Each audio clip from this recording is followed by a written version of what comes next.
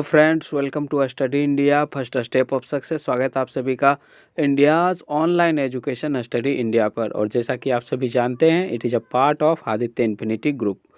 तो कल मैंने आपको जो है समांतर क्रम और श्रेणी क्रम ये दोनों संयोजन के बारे में बताया था, और उसके बाद इसका न्यूमेरिकल भी मैंने आपको बताया है। ठीक है, तो अगर आपने पहले के क्लास जो है नहीं देखे हैं तो उसको जो है देख लीजिए। आपको एग्ज़ाम के अंदर जो है काफ़ी बेनिफिट आपको देखने को मिलेगा।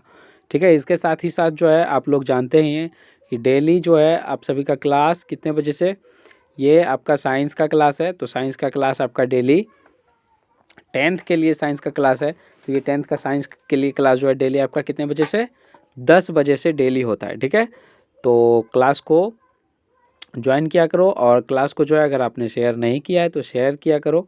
ठीक है, अपने फ्रेंड्स में, ताकि और भी आपके फ्रेंड्स जो है वो जुड़ सके और आपको जो है पढ़ने में भी मतलब थोड़ा सा अच्छा लगे और उसको भी जो है हेल्प हो सके। ठीक है, तो आज हम लोग जो है आज क्या पढ़ने वाले हैं, विद्युत धारा का तापीय प्रभाव, यानी कहने का मतलब है हीटिंग इफेक्ट ऑफ इलेक्ट्रिसिटी। आज हम लोग इलेक्ट्रिक करंट, ठीक है, heating effect of electric current, तो उसके बारे में हम लोग पढ़ेंगे। ठीक है, अब एक चीज़ आप समझिए पहले, क्या आपने जो है विद्युत धारा हम लोग बहुत पहले ही पढ़ चुके हैं।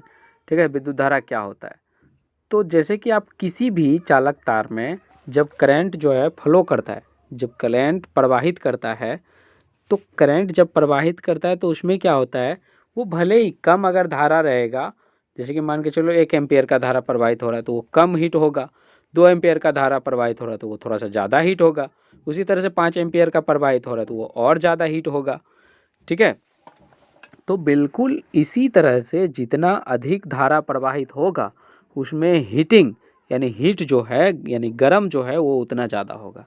ये बात आपको समझ में आ गया होगा। जैसे कि अब आप कोई भी मान के चलिए फ़ैन ही चला रहे हैं, ठीक है, कोई पंखा चला रहे हो आप, तो उसका जो है कभी आपने पीछे का जो है मतलब फ़ैन का जो होता है, तो फ़ैन का जो पीछे वाला पार्ट होता है, क्या कभी आपने उसको छुआ है?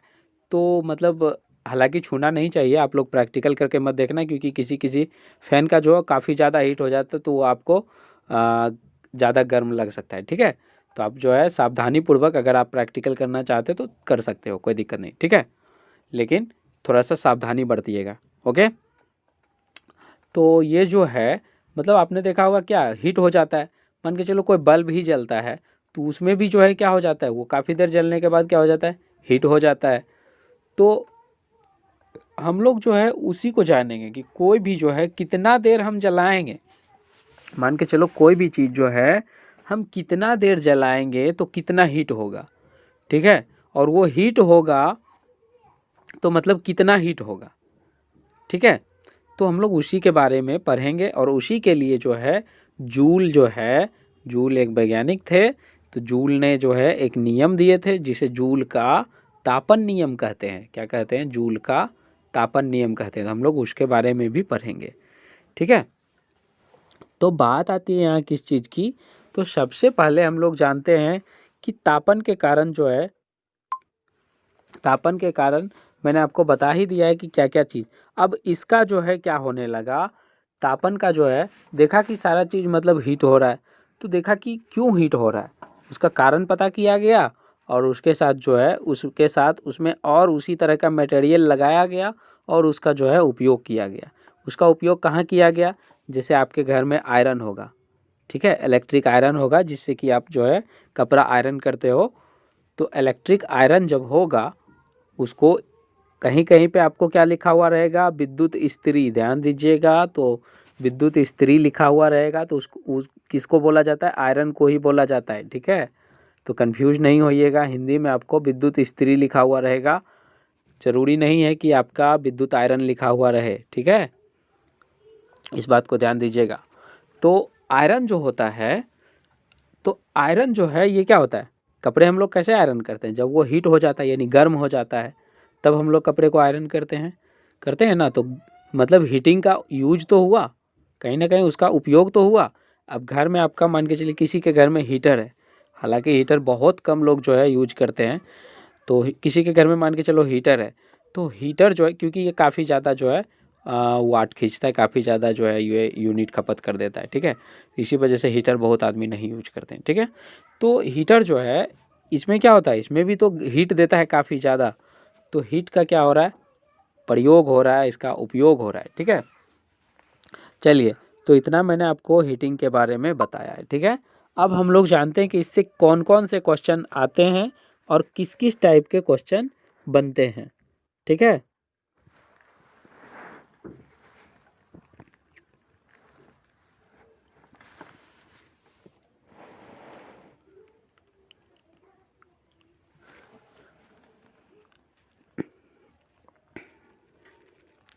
ये तो मैंने आपको बता ही दिया है पूरा का पूरा, ठीक है। अब देखिए, एक चीज़ जो है आपको बताना थोड़ा सा रह गया, हालांकि मैंने आपको बताया है। तो जूल का नियम जो होता है, तो जूल का नियम जो होता है मैंने आपको बताया कितने समय में होता है, कितना मतलब धारा उसमें प्रवाहित हो रहा है, कितना वोल्टेज लग रहा है। तो इन सब को लेके जो है एक नियम तो दिए थे जूल, ठीक है। इन्हीं सब को तो लेके एक नियम दिए हैं जिसको जूल का, ठीक है, जिसको क्या बोला जाता है, जूल का तापन नियम, जूल का तापन नियम, यानी heating law of, heating law of joule, ठीक है। तो देखिए इसमें हुआ क्या था एक्चुअली, देखिए सबसे पहले जो है एच, यानी हीट के लिए दिया था नियम वो, एच यानी हीट के लिए नियम दिया था।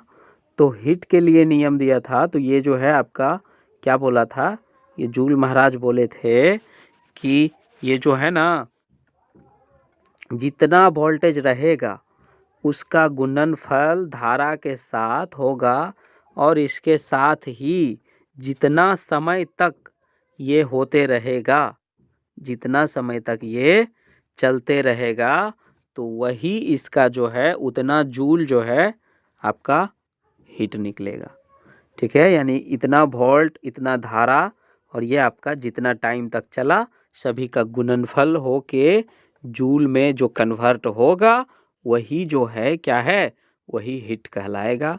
और यही जो है किसका नियम था, ये नियम आपका था किसका, ये नियम जूल का था। इसी को बुक में क्या लिखता है कहीं कहीं, जैसा कि आप जानते हैं कि V बराबर क्या होता है, V बराबर होता है ना आई आर, V बराबर आई आर। तो V के जगह पे क्या लिख देगा, आई आर, फिर गुना आपका पहले से आई है तो इसको भी आई लिख देगा, और उसके बाद इसको टी लिख देगा, ठीक है। तो अब देखिए यहाँ पे आई कितना हो गया, आई आपका 2 हो गया, तो आई 2 हो गया तो इसको क्या लिख देता है, आई स्क्वायर, और उसके बाद गुना आर है तो आर लिख देता है, गुना टी है तो टी लिख देता है। यानी आपका एच बराबर आई स्क्वायर आर टी, आई स्क्वायर आर टी होता है, ठीक है। ये कैसे आया है ये भी मैंने आपको बता दिया है, ठीक है। ये कैसे आया है ये भी मैंने आपको बता दिया, ठीक है। जूल क्या बोले थे, जूल बोले थे वोल्टेज गुना धारा गुना समय आपका हीट के बराबर होगा। वोल्टेज गुना धारा गुना समय, टी से समय को सूचित करते हैं, टोटल हीट के बराबर होगा। और उसी को क्या किया, V बराबर क्या लिख दिया, आई आर, यानी V बराबर आई आर का मान रख दिया यहाँ पे, V का मान क्या रख दिया है, V का मान आई आर, तो I R Guna I Guna T. तो फिर उसके बाद क्या आ गया नया रूल, आई स्क्वायर आर टी, आई स्क्वायर आर टी, ठीक है। अगर आपका वोल्टेज नहीं भी दिया हुआ रहेगा, सिर्फ धारा दिया हुआ रहेगा, तो भी आप हीट का मान निकाल सकते हो, ठीक। इस पर जो है न्यूमेरिकल पूछा जाता है। ये आपको जूल का नियम पता लग गया। चलिए अब इसके साथ ही साथ जो है आपसे पूछा जाता है विद्युत शक्ति। ये देखो विद्युत शक्ति, ये मैंने आपको अभी नहीं बताया है, ये देखो यही चीज़ मैंने आपको बताया है, ठीक है। ये देखो H बराबर क्या होता है, वी आई टी, यानी V गुना आई गुना टी, और वो जो है V का मान क्या रख देता है, V का मान रख देता है आई आर, तब ये बन जाता है आई स्क्वायर आर टी, ठीक है। और इसी को क्या बोलते हैं, जूल का नियम बोलते हैं, ठीक है। ये देखो है ना, जूल का तापन नियम कहते हैं इसी को। ठीक है, इतना बात आपको पता लग गया। अब एक चीज हेडिंग दीजिए आप लोग, विद्युत शक्ति। विद्युत शक्ति, इलेक्ट्रिक पावर।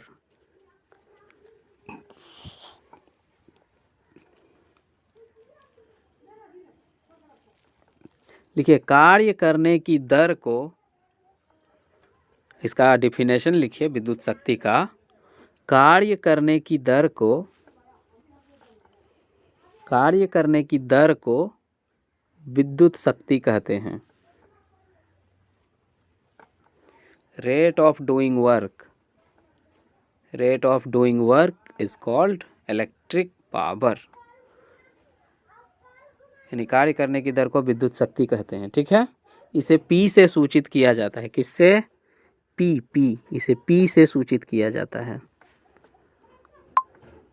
इसे पी से सूचित किया जाता है। इसका एसआई मात्रक लिखिए, विद्युत शक्ति का एसआई मात्रक वाट, वाट है। विद्युत शक्ति का एसआई मात्रक वाट है। विद्युत शक्ति का एसआई मात्रक वाट है।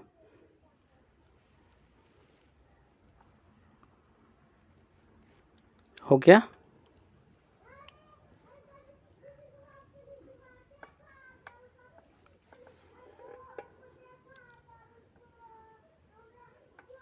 विद्युत शक्ति का एसआई मात्रक वाट है।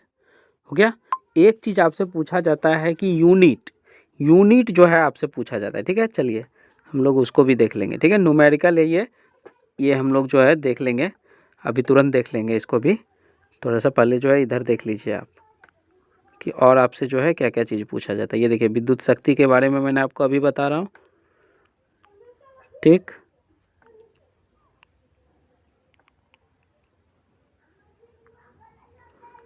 हाँ चलिए, अब दूसरा चीज लिखिए, विद्युत ऊर्जा। दूसरा चीज लिखिए आप, विद्युत ऊर्जा। ये आपसे पूछा जाता है कि कितना ऊर्जा खत्म हुआ। हालांकि ये भी वही है, विद्युत शक्ति ही है। विद्युत ऊर्जा जो है एक प्रकार का विद्युत शक्ति ही है। ठीक है, लेकिन इसमें क्या होता है, समय का गुणनफल होता है, यानी वो जो है कितने समय के लिए खत्म हुआ। जैसे वो जो विद्युत शक्ति है वो कितना समय तक मतलब खत्म हुआ। ठीक है, लिखिए विद्युत ऊर्जा। लिखिए इसका एसआई मात्रक, इसका एसआई मात्रक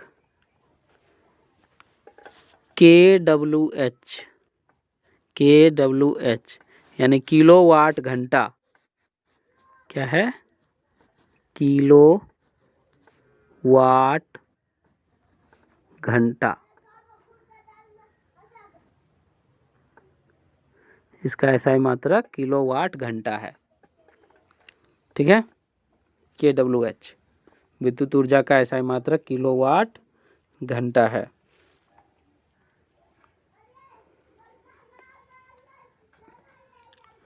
और अगर आपसे व्यावसायिक मात्रक पूछे कि विद्युत ऊर्जा का व्यावसायिक मात्रक, तो भी आप किलोवाट घंटा बोल सकते हो। ठीक है,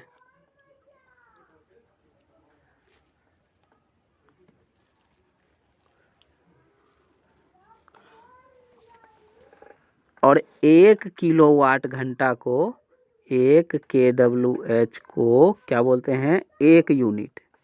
1 यूनिट। जैसे कि घर में आपका बिजली बिल चेक करने के लिए आता है तो वो बोलता है ना कि आपका जो है बिल इतना यूनिट उठा है। ठीक है, तो वो 1 KWH के बराबर क्या होता है? 1 यूनिट। ठीक है, 1 KWH के बराबर 1 यूनिट होता है। तो ये भी लिख लीजिए, 1 यूनिट बराबर 1 KWH।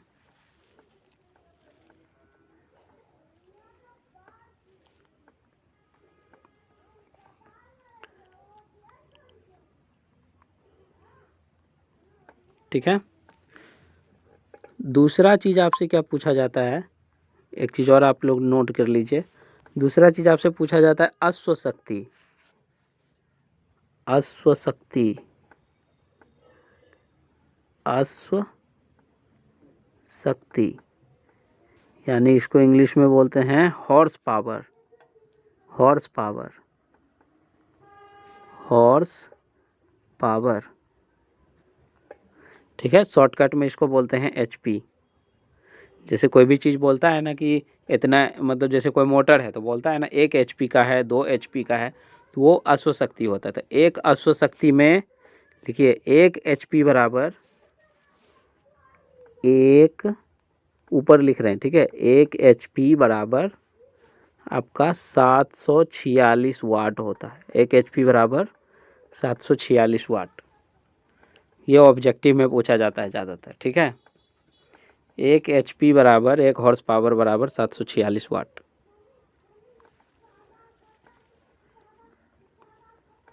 एक एचपी में 746 वाट होता है, ठीक है।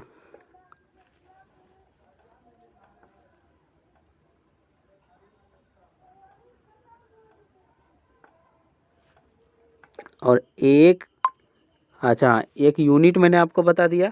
अब अगर आपसे जूल में पूछ ले तब क्या करेंगे? अगर आपसे जूल में पूछ ले, जैसे बोल दे 1 kWh बराबर कितना जूल के बराबर होता है, तब देखिए क्या होगा। 1 kWh, किलो का मतलब जानते हैं आप 1000 होता है, तो 1000 वाट यहाँ हो गया। अब चूँकि आपको 1 घंटा में 60 मिनट और 60 मिनट में फिर 60 सेकेंड, तो 60 गुना 60, 60 गुना 60, तो 60 गुना 60 करेंगे तो आपका टोटल कितना आएगा? 3600 सेकेंड। तो ये जो है आपका 1000 गुना 3600 सेकेंड हो गया, ठीक है। और इसी को क्या लिख दिया? 3.6 गुने 10 पर पावर 6 वाट सेकेंड, ठीक है। यानी आपका ये इतना ही होता है, 3 गुने 10 पर पावर 6 जूल, ठीक है। अगर आपसे जूल में पूछे कि 1 kWh में कितना जूल होता है, तो 3.6 गुना 10 पर पावर 6, ठीक है, इतना जूल के बराबर होता है, ठीक है। तो जो जो चीज़ पूछा जाता है क्वेश्चन में, वो चीज़ मैंने आपको यहाँ पे कवर करवा दिया है। अब हम लोग न्यूमेरिकल देख लेते हैं, ठीक है। देखिए न्यूमेरिकल आपसे किस तरह से पूछा जाता है।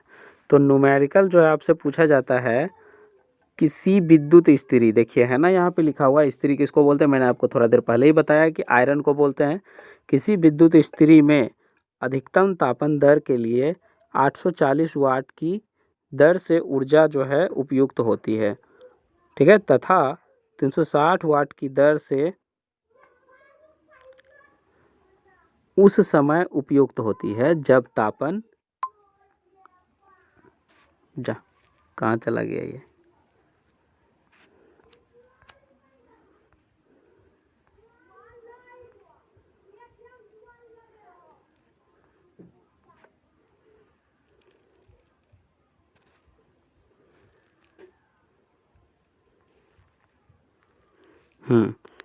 उस समय उपयुक्त होती है जब तापन क्या हो, जब तापन की दर निम्नतम हो, ठीक है। यदि विद्युत स्रोत की वोल्टता 220 वोल्ट हो तो दोनों प्रकरणों में विद्युत धारा तथा प्रतिरोध के मान परिकलित कीजिए। यानी आपको धारा का मान पूछ रहा है और प्रतिरोध का मान। तो सबसे पहले जो है आप देखिए समीकरण 1 में हम क्या जानते हैं। देखिए सबसे पहले जो है आपको पता है एक चीज़, आपको एक चीज़ पता है कि P बराबर क्या होता है, VI। तो I बराबर क्या हो जाएगा, I बराबर इसी से हो जाएगा ना, P बटे V, ठीक है। यानी जो गुना में है वो भाग में चला जाएगा, इस साइड आएगा तो ये वही चीज़ है, I बराबर P बटे V, ठीक है। जब तापन की दर अधिकतम है, अधिकतम तापन की दर था तो कितना था, 840 वोल्ट था, ठीक है, 840। और टोटल वोल्टेज कितना है, टोटल वोल्टेज आपका 220 वोल्ट दिया हुआ है। तो क्या होगा, I बराबर 840 बटे 220। तो इसको जब कीजिएगा तो ये आपका आएगा 3.82 एम्पियर, 3.82 भाग दीजिएगा तो आ जाएगा, ठीक है, 3.82 एम्पियर। और दूसरा में जब विद्युत प्रतिरोध क्या हो जाता है, कम हो जाता है, तब इसका देखिए, सॉरी पहले इसका प्रतिरोध निकाला है। तो जब आपको क्या क्या पता हो गया, जब आपको भी पता है, भी 220 वोल्ट, धारा का मान पता है यानी I का मान 3.82, तब रेसिस्टेंस नहीं निकलेगा, प्रतिरोध नहीं निकलेगा। तो ये प्रतिरोध बराबर क्या होता है, V/I। तो V/I होता है, तो ये लिखा 220/3.82। जब दोनों को किया तो ये आपका आया, ये आपका आ जाएगा 57 पॉइंट, ठीक है। यानी ये किस चीज़ में आ जाएगा, आपका ओम में, क्योंकि प्रतिरोध का मान आपका हमेशा ओम में रहता है, ठीक है। तो ये इस तरह से आ जाएगा, ठीक। इसके बाद अब दूसरा में चलते हैं। दूसरा कहने का मतलब है जब निम्न यानी कम धारा, जब कम वाट खींच रहा था, तो कम से कम क्या खींच रहा था, ये 360 वाट खींच रहा था। तो 360 खींच रहा था, तो 360 बटे आपका 220 हो जाएगा, तो ये 1.64 आ जाएगा एम्पियर, ठीक है। और ओम का मान अगर देखा जाए तो 220/1.64 करेंगे तो ये आपका 134.15 ओम आ जाएगा, ठीक है। तो इसी तरह से निकल गया, यही न्यूमेरिकल है, इसमें भी आपका वही चीज़ है, ज़्यादा कुछ नहीं है।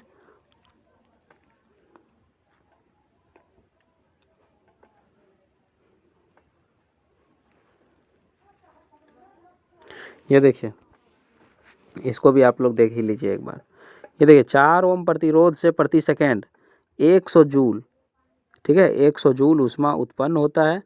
तो प्रतिरोधक के सिरे का बीच का विभवांतर आपको निकालना है। आपको R दिया हुआ है, R दिया हुआ है, उसके बाद आपको H दिया हुआ है, हीट दिया हुआ है, ठीक है। तो V निकालना है। तो सिंपल सा तो बात है, यहाँ पे भी एक आपको फार्मूला पता है कि H बराबर मैंने आपको लिखाया था VIT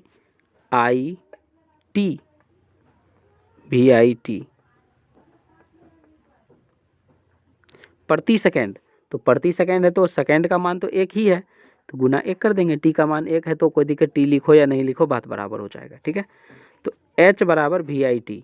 तो H का मान कितना दिया हुआ है 100, बराबर V का मान नहीं पता, I का मान आपको कितना नहीं है, I का मान आपको नहीं दिया हुआ है, रुक जाओ, ठीक है। जब आपको I का मान नहीं दिया हुआ है तो R का मान तो दिया हुआ है ना। तो सबसे पहले V बराबर क्या होता है, IR। V का मान रख दो यहाँ पे IR, ठीक है।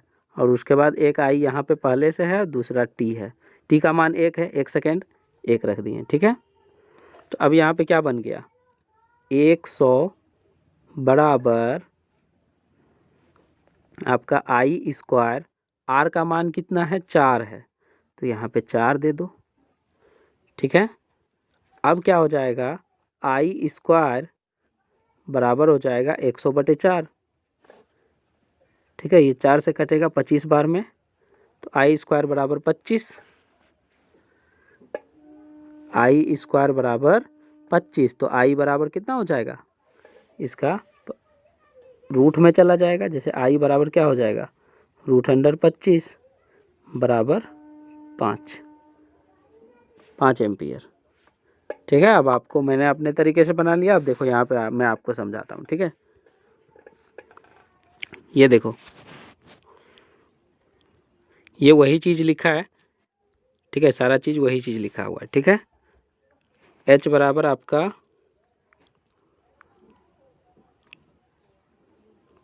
ये देखो यही पे 5 ओम आ गया, ठीक है। कैसे कैसे आया मैंने आपको बताया है, ठीक है। जब आप थोड़ा सा धीरे करके देखोगे या दोबारा क्लास को देखोगे तो आपको जो है समझ में आ जाएगा, ठीक।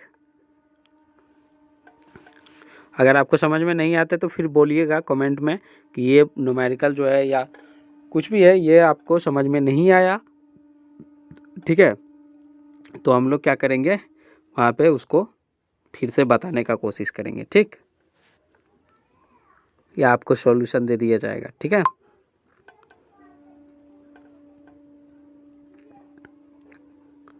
अब आपसे क्या पूछ रहा था, विभवांतर पूछ रहा था। धारा आपको पता हो गया, धारा आपको कितना पता हो गया 5 ओम, 5 एम्पियर। आपको प्रतिरोध दिया हुआ था कितना 4, R बराबर कितना था 4 ओम। तो V बराबर क्या होता है, V बराबर IR, यानी I गुना R, I का मान 5, R का मान 4, ठीक है, यानी 5 गुना 4 वही तो किया हुआ है, 5 गुना 4 यानी 20 वोल्ट। ठीक है, हो गया, न्यूमेरिकली क्लियर हो गया। ठीक है, उसके बाद जो है आपका इसका न्यूमेरिकल जो है, एक आपका बिजली बिल वाला न्यूमेरिकल कहाँ गया, ये आपसे पूछता है।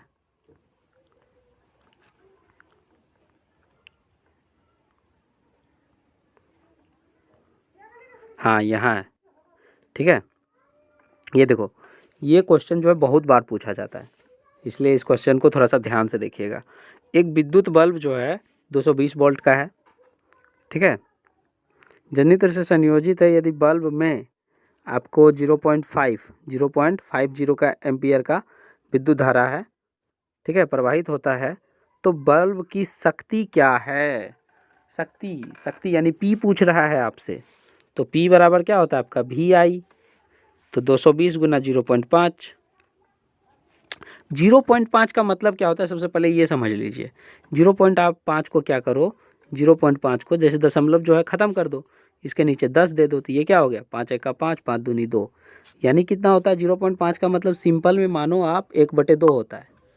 ठीक है, तो आप इसको इस तरह से भी तो लिख सकते हो, 220 गुने 1/2, 2 से काट दो, 110, यानी आपका 110 वाट। ठीक हो गया। दूसरा भी देख लो, ये 400 वाट का जो है आपका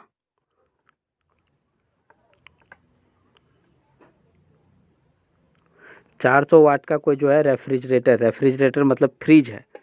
ठीक है, 8 घंटा प्रतिदिन चलाया जाता है, यानी एक दिन में 8 घंटा चलता है।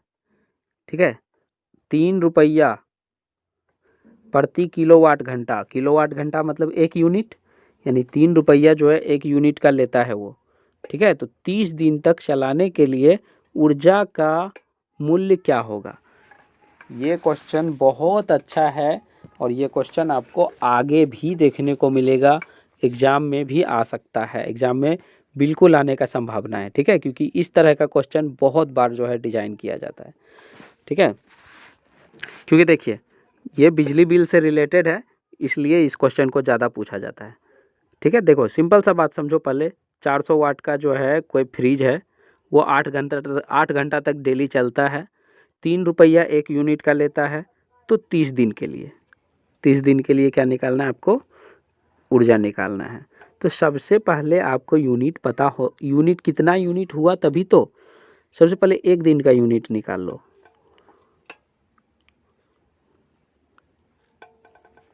तो देखो आपको यूनिट निकालने के लिए क्या होता है, यूनिट निकालने के लिए मैंने आपको क्या बताया था, kWh होता है ना, किलोवाट घंटा। तो 400 वाट तो दिया हुआ है आपको। ठीक है, तो 400 गुना 8 घंटा प्रतिदिन, घंटा में ही है, कोई दिक्कत नहीं। ठीक है, 30 दिन तक जलेगा, 30 दिन तक जलेगा। ठीक है, तो टोटल कितना हो गया आपका, टोटल आपका 96,000 वाट घंटा हुआ, 96,000। और चूंकि इसको किलो में बदलना है, तो किलो में करने के लिए क्या करना है, 1000 से भाग देना होगा, तो ये आपका 96 kWh हो गया। ठीक, 96 kWh हो गया। अब आपको एक यूनिट का जो है, एक यूनिट का आपको 3 रुपया लगता है, तो 96 यूनिट का कितना लगेगा, 96 गुना 3, 96 गुना 3 लगेगा, यानी टोटल आपका जो है कितना हो जाएगा, 288 रुपया आपको देना होगा। ठीक है, 96 गुना 3 जब करोगे तो 288 रुपया। ठीक है, तो इसी तरह का जो है न्यूमेरिकल पूछा जाता है। इसके साथ ही जो है आपका इलेक्ट्रिसिटी चैप्टर वो ख़त्म हो चुका है। नेक्स्ट चैप्टर जो है हम लोग क्या करेंगे, नेक्स्ट चैप्टर हम लोग जानेंगे विद्युत चुंबक, नेक्स्ट चैप्टर आपका विद्युत धारा का चुंबकीय प्रभाव, यानी magnetic effect of electric current. तो हम लोग नेक्स्ट चैप्टर उसको पढ़ेंगे। ओके, और इसके साथ ही जो है मैंने आपको बोला था कि 2 तारीख को मैं जो है लाइव आऊँगा, तो लाइव जो है नहीं आऊँगा, क्योंकि आप लोग जो है सपोर्ट नहीं कर रहे हो काफ़ी ज़्यादा, क्योंकि आप लोग क्लास भी जो है अच्छे तरीके से नहीं देख रहे हो, ठीक है। और लाइव आने का मतलब है कि कम से कम जब तक जो है 10-12 बच्चे जो है एक साथ मतलब क्लास को नहीं देखते हैं, तब तक जो है लाइव आने का कोई मतलब ही नहीं है, ना तो आपको ठीक लगेगा और ना ही हमको ठीक लगेगा, ठीक है।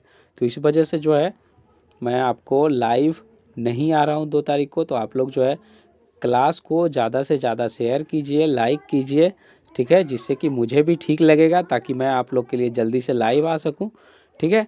तो क्लास को जो है जितना ज़्यादा हो सके शेयर कीजिए और लाइक किया कीजिए, ठीक है, जिससे कि आपका फ्रेंड्स जो है जुड़ सके, तभी जो है मैं आपको लाइव आने का कोशिश करूँगा, ठीक है। अदरवाइज़ जो है आपको ये आप पे मैं छोड़ता हूँ, ठीक है। जितनी जल्दी आप लोग जो है मतलब एक साथ जो है एकजुट होगे, उतनी जल्दी जो है मैं आपको आपके लिए लाइव आ जाऊँगा, ठीक है। क्योंकि जो है अरेंजमेंट तो हो चुका है सारा चीज़ का, लेकिन वही बात है कि जब तक आप लोग जो है एक साथ नहीं रहते हो तो लाइव आने का कोई मतलब नहीं बनता है, ठीक है, ओके। तो इसलिए जो है more to more share, class को जो है जितना ज़्यादा हो सके शेयर कीजिए। अदरवाइज आपको कंटेंट के लिए बिल्कुल भी चिंता नहीं करना है, आपको बेस्ट कंटेंट दिया जा रहा है, ठीक है। और इसके साथ ही सिलेबस की भी चिंता नहीं करनी है, क्योंकि सिलेबस आपका पूरा जो है पूरे तरीके से ख़त्म होगा, बिल्कुल जो है प्रॉपर तरीके से, ठीक है, ओके। तो मिलते हैं आपको नेक्स्ट क्लास में नए महीने यानी नवंबर में, ठीक है, 2 तारीख को। ये तो हालांकि जो है और ठीक है, यानी मंडे को आपको मिलते हैं, और इसके साथ ही साथ जो है आपका नए चैप्टर के साथ मिलते हैं, ठीक है। तो उम्मीद है कि ज़्यादा से ज़्यादा स्टूडेंट उस दिन जो है मुझे देखने को मिलेगा, ठीक है। मैं आप लोग से यही उम्मीद करूँगा, और आपको अगर कोई भी दिक्कत हो तो आप जो है कमेंट करो, ठीक है। इसके साथ ही अगर आपके पास बुक नहीं है तो आप जो है कमेंट में लिखो कि मेरे पास जो है बुक नहीं है, और आपको जहाँ भी चाहिए पीडीएफ, जो चैप्टर चल रहा है इसका पीडीएफ आपको जहाँ पे भी चाहिए, टेलीग्राम पे, व्हाट्सएप पे, ठीक है, आपको जहाँ पे भी चाहिए आप जो है कमेंट में लिखो कि हमको यहाँ पे पीडीएफ चाहिए, तो आपको वहाँ पे पीडीएफ जो है मैं आपको देने का कोशिश करूँगा, ठीक है, ओके। इससे ज़्यादा मैं आप लोग के लिए क्या कर सकता हूँ बताओ। फ्री ऑफ कॉस्ट में आप लोग को इतना फैसिलिटी मिल रहा है, तो इतना जो है बहुत है, ठीक है। अदरवाइज आप लोग और भी चाहते हैं अगर बेनिफिट लेना, तो आप लोग जो है और बच्चे को जो है शेयर करना होगा, ठीक है। देखो, जब तक जो है मतलब लाइव 10-12 बच्चे नहीं आते हैं तब तक मैं लाइव नहीं आ सकता हूँ, ठीक है। क्योंकि ना तो मुझे ठीक लगेंगे, ना तो अदरवाइज और भी मतलब देखेंगे तो बोलेंगे क्या मतलब 3-4 बच्चे को लाइव क्लास ले रहा है, ठीक है।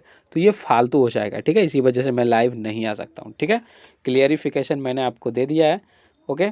उम्मीद है कि आप लोग जो है समझ गए होंगे, और कोशिश है आप लोग मतलब उम्मीद है कि आप लोग जो है इसे ज़्यादा से ज़्यादा शेयर करेंगे, जिससे कि बच्चे जुड़ सके और आप लोग जो है मुझे लाइव देख पाओ, ठीक है, ओके। मिलते हैं आपको नेक्स्ट क्लास में, तब तक के लिए bye bye and have a nice day.